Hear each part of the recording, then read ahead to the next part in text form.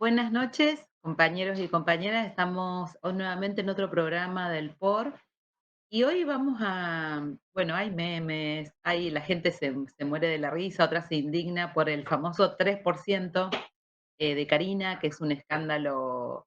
Karina Milei es un escándalo nacional y diría internacional, porque esto tiene consecuencias también en la credibilidad del gobierno, sobre ese 3% que pedía, digamos, ¿no?, para la presidencia, y que, bueno, sabemos, digamos, que seguramente debe ser mucho más. Yo decía, bueno, la gente se indigna por el 3%, pero en realidad el problema de fondo es que se están llevando millones y millones más. Yo me animaría a decir los porcentajes son altísimos porque ha crecido mucho, digamos, la transferencia entre una clase y otra de ganancia de lo que se lleva en este país. Pero bueno, hay detrás seguramente algún armado de los servicios de inteligencia, porque esas son grabaciones que les hacen, como muestran también el poder, muestra también la trama de poder político en este país. Pero te quería preguntar, el escándalo es como la punta del iceberg, pienso yo, a ver qué te parece a vos, Ramón.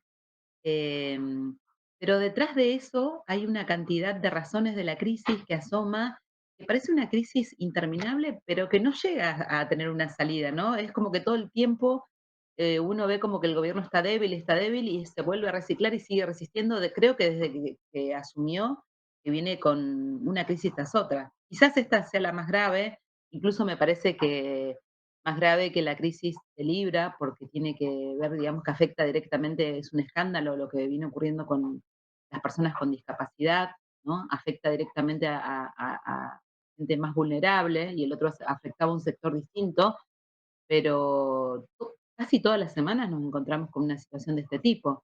¿Qué te parece a vos, en primer lugar, esto respecto de la corrupción? Y después te quería preguntar sobre las razones profundas de esta punta de este iceberg.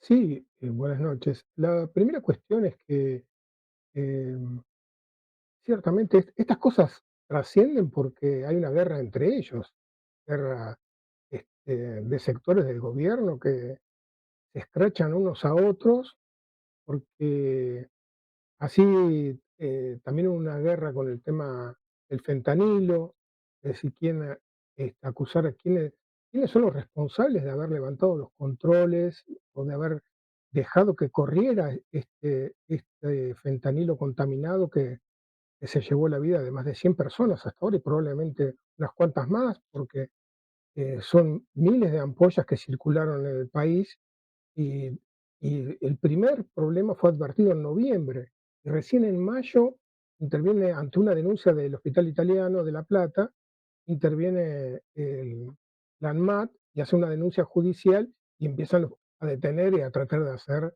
una trazabilidad de esas ampollas, cómo se distribuyeron en el país. Escándalos todos los días. Este escándalo de ahora tapó otro escándalo que involucra a Caputo, a Santiago Caputo, de $800.000, este, de un negocio turbio también, de corrupción.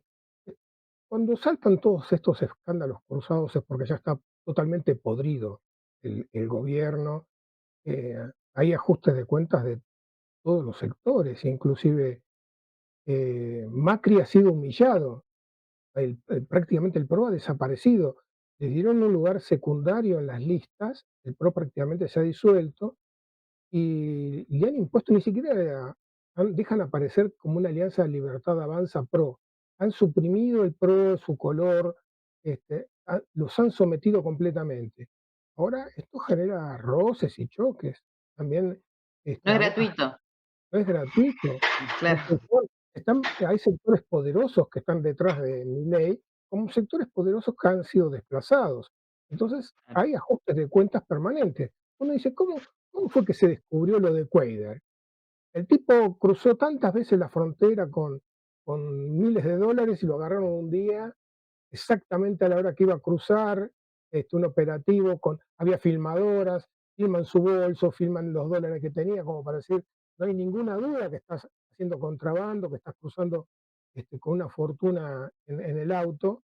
El tipo, ¿cuántas veces cruzó impunemente esa frontera? Ahora los servicios saben todos los movimientos de Cuellar mejor que nadie. Entonces, hay un ajuste de cuentas. Entonces, esta corrupción es extraordinaria porque eh, se habla del 3% de Karina, pero es agregado el 5% que era lo habitual, pero ahora la justicia empezó a investigar, que también es un hecho notable, ¿no? Porque otros casos pasan meses, años y no se investiga nada. En este caso, el juez Casanelo tomó una cantidad de medidas inmediatas que hicieron que se conocieran detalles de esta corrupción y ya aparecen en las listas de sobreprecios extraordinarios. Entonces dice, ¿y por qué el Estado tiene que contratar con una droguería? ¿Por qué no lo contrata directamente? ¿Por qué no lo produce directamente? Si el Estado tuvo sus laboratorios, poderosos laboratorios que podrían producir estas drogas a un costo ínfimo. Entonces, acá hay una fuga de decenas de miles de millones de pesos y es tan miserable porque se meten justamente negándole esos recursos a los discapacitados. Esto que decís vos, ¿no? Es decir, por eso este escándalo trasciende de esta forma. Justamente le estuviste negando plata al sector más vulnerable de la sociedad, el sector que está mendigando un subsidio para poder sobrevivir, para tener una atención, para tener un acompañante terapéutico, para poder acceder a los remedios. Todo eso, para eso estás diciendo que no hay plata y se la están llevando por decenas de miles de millones. Ahora, este escándalo tiene otras ramificaciones, porque eh, también hay una cantidad de ministerios que fueron orientados a que hagan sus compras con la Suiza Argentina, con la droguería Suiza Argentina. Entonces hay que investigar. Aparece la obra social de las Fuerzas Armadas, de los organismos de seguridad, aparecen también comprando, aparece Pietri y Bullrich involucrados en esta compra. Entonces, ¿por qué hay un crecimiento tan importante de las compras de estos ministerios? Entonces aparecen compras irregulares en todos los ministerios. Entonces, el gobierno que, que llega al poder, que llega al gobierno por medio del contra la casta, contra la corrupción, aparece como el más corrupto de todos. Y rápidamente aparecen los escándalos de corrupción. Ahora, esto también adquiere otra magnitud porque la gente no aguanta más, por el sufrimiento, por los padecimientos que sufre la población. Dice, estamos, el poder Un poco esta adquisitivo. idea, perdón, esta para quienes por ahí nos escuchan en otro país, para que sepan, digamos que esta semana, no sé si habrán visto, prácticamente no pueden salir a hacer campaña en la calle, porque los scratches, digamos, la gente los escracha a donde van. No pueden, bueno, pasó lo de Lomas, pero viene pasando en todos los lugares porque hay mucha bronca, ¿no? Sí, y ocurrió. Acusan a sectores, digamos, opositores, pero yo considero que la gente ya no da más y tiene la posibilidad de tenerlos ahí enfrente y le dice todo lo que está No, pasando. probablemente haya gente que fue convocada para protestar, pero también hay una cantidad de gente que se nota que estuvo espontáneamente. Y fue una respuesta a la actitud agresiva del propio presidente y de los que lo acompañaban contra los que estaban manifestando. Pero también hay algo más. Es llamativo que no había gente acompañándolo, la camioneta rodeados de los de seguridad y 4 o 5 corriendo atrás. No había gente, no había militancia sosteniendo esa intervención. ¿Dónde estaban los militantes para defender a su presidente? ¿Cómo van a ir a hacer campaña a un lugar donde no tienen gente? Porque este es el problema. No logran atraer, ya esto desde el principio, no es de ahora, ¿no? Es decir, no logran movilizar a sus adeptos. Ellos pueden sacar buenos resultados electorales, pero no logran tener una militancia que acompañe. Entonces han tenido que suspender varios actos. También pasó lo mismo en Corrientes. En Corrientes llegó Karina Milei con Martín Menem y fueron abucheados, fueron rechazados. ¿Y a quién le podían culpar? ¿Quiénes Ujú. estaban ahí organizando esa protesta? Entonces, le fue mal. Esto incluso dicen que pueden llegar a salir terceros o cuartos en la elección en Corrientes, porque también estas. Ahora perdón, perdón que te interrumpa, pero te quería preguntar, esto es como lo que se ve, digamos, de rechazo al caso de corrupción, pero bueno, mismos analistas del gobierno y hablan de un problema más profundo, una bomba de tiempo, una bola de nieve que se va acumulando porque hay problemas económicos más profundos que no se resuelven.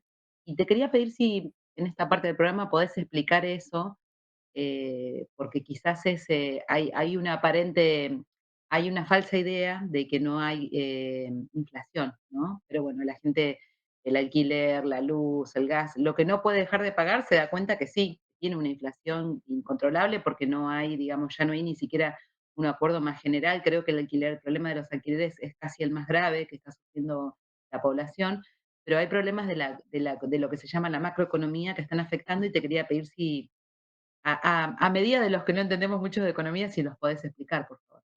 Lo más importante es lo que vos decís, es decir, la pérdida del poder adquisitivo.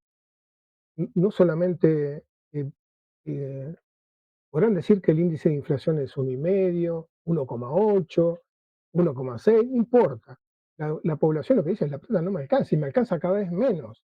¿Por qué? Porque ve que esto que decís vos, el alquiler o los servicios, porque los servicios están dolarizados y muchos precios de la economía están dolarizados, entonces eh, van ajustando el precio, entonces no se puede pagar. Es decir, los medicamentos como suben de precio. Está anunciado en septiembre un nuevo aumento de combustible, esto se traslada a los fletes, se traslada al precio de las mercancías. Es decir, el plan económico ya fracasó y desde hace varios meses están desesperados por postergar, tratando de llegar a las elecciones con un buen índice de inflación, que no se dispare una inflación fuerte, con el dólar más o menos controlado. Ya tuvieron que rehacer el plan en abril y lo tuvieron que rehacer ahora otra vez y ahora dicen que es necesario un nuevo plan porque el dólar está llegando a su techo de esa supuesta banda. Están interviniendo fuertemente en los mercados de futuros y en los mercados para tratar de contener como sea el valor del dólar, porque dice, si se dispara el valor del dólar, aunque no sea en la misma proporción, se va a trasladar a los precios. Entonces, es todo un armado ficticio que está haciendo un daño tremendo a la economía. ¿Por qué hace daño a la economía? En primer lugar, porque esto abarata las importaciones, este dólar barato. Por otro lado, porque una cantidad, se calcula que unas 7 Está millones de personas, destruyendo toda la industria, ¿no? Está destruyendo toda, es claro, increíble. La increíble, textil, todo. esta apertura de importaciones con un dólar barato destruye toda la economía, no hay forma de competir. Después, ahora, para restringir el, el precio, digamos, restringe la utilización de pesos, entonces tomó medidas sobre los bancos. Los bancos también están en roces con el gobierno porque dicen, "No, me inmovilizaste gran parte de los depósitos". Entonces, las tasas de interés se fueron a las nubes. Ayer estaban negociando alrededor de casi el 80%. Esto paraliza completamente la economía. Una economía que venía en recesión la termina de paralizar porque ya muchos trabajadores que apelaban a las tarjetas de crédito para comprar comida o para pagar cuestiones necesarias ya la tienen agotada. Y si no la tienen agotada, dicen, no, con esta tasa de interés voy a tener que pagar un interés monumental cada mes, entonces no compro nada, ni siquiera lo indispensable que tengo que comprar, porque llegó al tope. Entonces, la situación es explosiva porque el gobierno no tiene salida. Fueron desesperadamente a pedir nuevos préstamos, nuevas entregas del gobierno norteamericano. El gobierno norteamericano dice, bueno, muchachos, les dimos en abril, les dimos 15.000 millones de dólares, ¿y dónde están? Evidentemente hay algo que no cierra para los trabajadores, pero no cierra tampoco para el gran capital. Este plan no tiene salida. Entonces estamos ante una crisis económica y una crisis política de gran magnitud.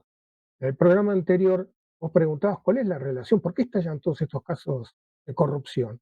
También porque este gobierno está débil, porque fracasó en sus cuentas, no pudo acumular reservas, tiene una tasa de interés que es más del doble que la inflación. Es decir, solamente los únicos que ganan plata son los parásitos, los que hacen negocios financieros al margen de la producción. Y se ha deteriorado muy fuerte la economía popular. Es decir, no hay plata que alcance, no hay trabajo, los trabajos son cada vez más precarizados. Es decir, el que es despedido y encuentra un nuevo trabajo, o lo recontratan el mismo trabajo en peores condiciones. Entonces hay un retroceso muy fuerte. Entonces, esto está agotado. El plan ha fracasado.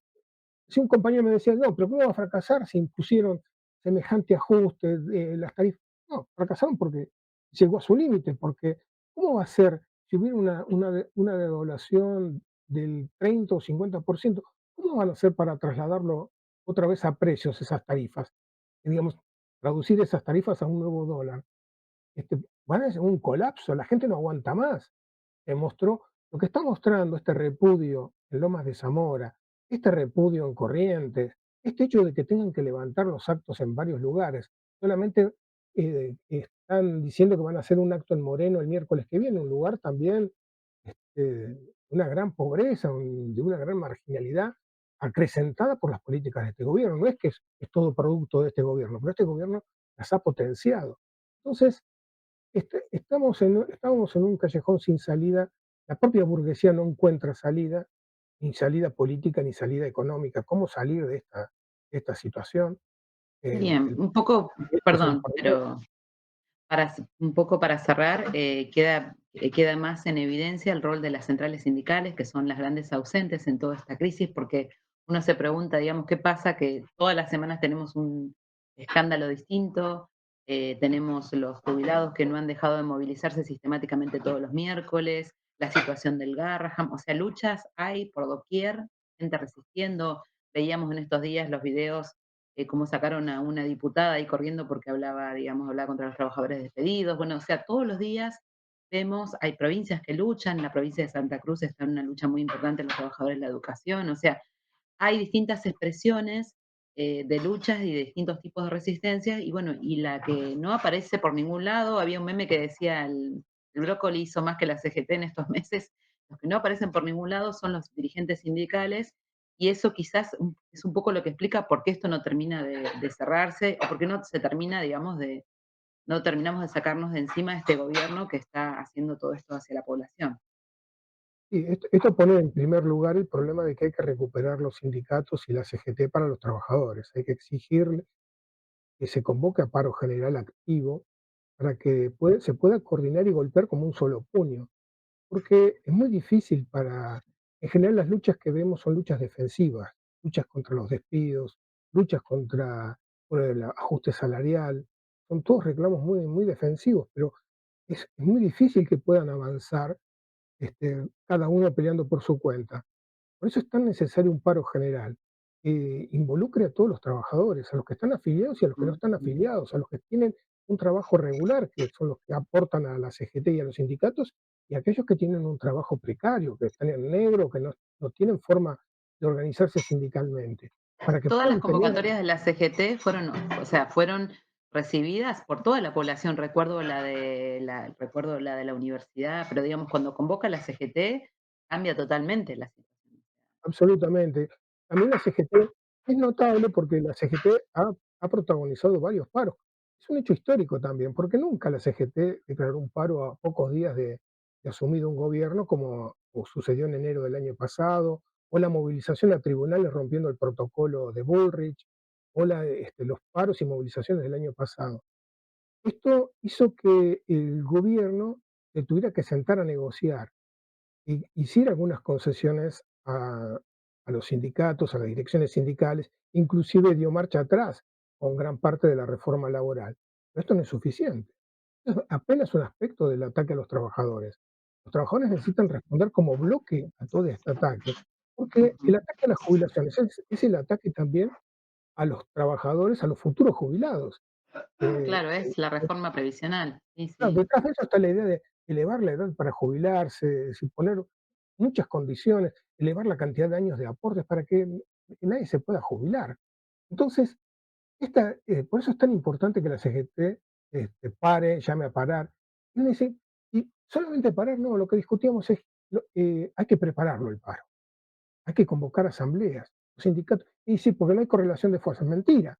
Cada vez que se convoca, hay respuesta popular, se responde masivamente. Inclusive los paros que hicieron el sector de transporte tuvo un altísimo acatamiento.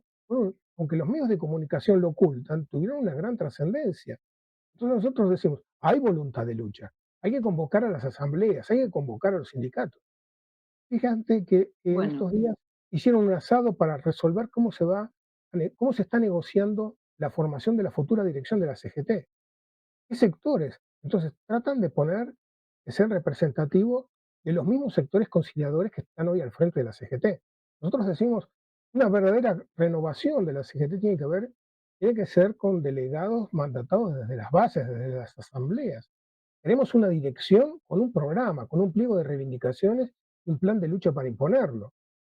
Cuando hablamos de independencia de la clase obrera, independencia política, queremos decir que los sindicatos tienen que estar en manos de direcciones independientes. No, no es posible que haya alguien intermedio, porque no es posible conciliar, negociar intereses que son contrapuestos. No tenemos nada que negociar con el Fondo Monetario y con las multinacionales, porque tenemos intereses totalmente distintos. La clase obrera tiene que independizarse completamente y pelear exclusivamente por los intereses de sus representados. Y esto quiere decir también que tiene que luchar por otra clase de gobierno, un gobierno de otra clase, porque ya hemos probado todos los gobiernos burgueses, todas las formas, desde las dictaduras más sangrientas hasta los gobiernos que parecían más conciliadores, más negociadores, todos han fracasado, todos han sido incapaces de resolver los problemas del país. Entonces somos los trabajadores los que tenemos que resolver este problema y tomar las riendas del país. A esto necesitamos también tener los sindicatos en nuestras manos, tenemos que recuperarlos. En esto consiste una política independiente. Este, necesitamos que encarnen los sindicatos también, porque no hay término medio, no hay caminos, vías intermedias, no hay forma de rescatar el capitalismo, de reformarlo. Está agotado. Esto se traduce en el agotamiento de las instituciones, de los partidos. Por eso se produce esta derechización. En Porque el esta corrupción, capitalismo digamos que es inherente, ¿no? Porque si vemos, no hay un gobierno que escape a los escándalos. Uno se olvida, entre tantos escándalos de corrupción, pero si pudiera hacer un listado, no hay un gobierno que escape, porque es claro, inherente para que funcione mismo el sistema. Así que les proponemos que, si coinciden con estas ideas, nos ayuden a difundir, pongan me gusta, compartan el programa. Para nosotros es muy importante porque ustedes saben el cerco mediático que hay para este tipo de ideas.